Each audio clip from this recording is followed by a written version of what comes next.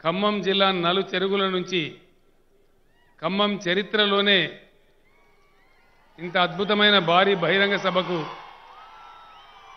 తరలి వచ్చినటువంటి నా ఆత్మీయ బంధువులందరికీ కూడా పేరు పేరున ప్రతి ఒక్కరికి హృదయపూర్వక ధన్యవాదాలు. నాకు కూడా చాలా ఆశ్చర్యం కలుగుతా ఉంది.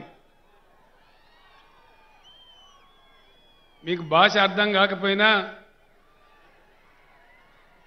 చాలా చక్కగా ఇంతసేపు ఇంత ఓపికతోని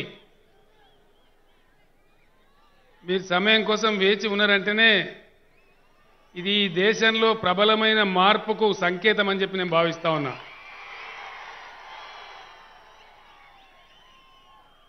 మన బీఆర్ఎస్ సంగతి నా సంగతి నేను తర్వాత చెప్తాను,